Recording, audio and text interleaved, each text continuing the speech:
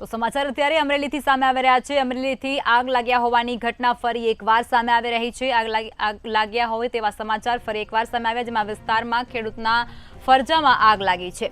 સાવરકુંડલાના મેરિયાણા ગામની સીમમાં આ ઘટના બનવા પામી છે, જેમાં ખેડૂત પુરુષોત્તમ ખાતરાણીની વાડીમાં આગ લાગ્યા હોવાની ઘટના સામે આવી છે। ફરજામાં બાંધેલ ભેંસનું આગની ઝપેટમાં આવતા મોત પણ નીપજ્યું છે। આગમાં મોટરસાયકલ પણ બળીને ખાખ થઈ છે। શોર્ટ સર્કિટને કારણે આગ લાગી હોય તેવું પ્રાથમિક અનુમાન પણ અહીં સેવવામાં આવી રહ્યું છે। તો આ સમાચાર અમરેલીમાં એક વિસ્તારમાં ખેડૂતના ફરજામાં આગ લાગી હતી।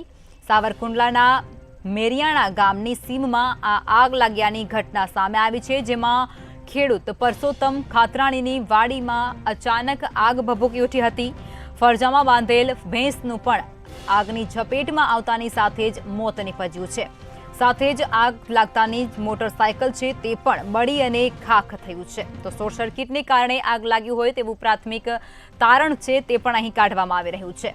તો આગ લાગી હોવાની ઘટના ફરી એકવાર અમરેલીથી સામે આવી રહી છે। સાવરકુંડલાના મેરિયાણા ગામની સીમમાં અચાનક આગ ભભૂકી ઉઠી હતી, જોકે શોર્ટ સર્કિટને કારણે આગ લાગી હોવાનું પ્રાથમિક તારણ।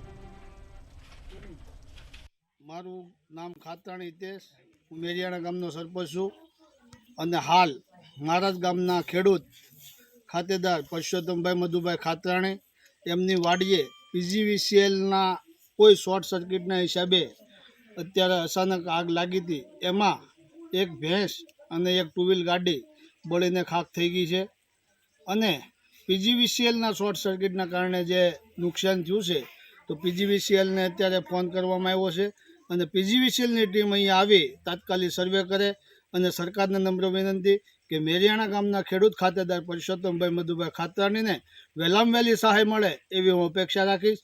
જય હિન્દ।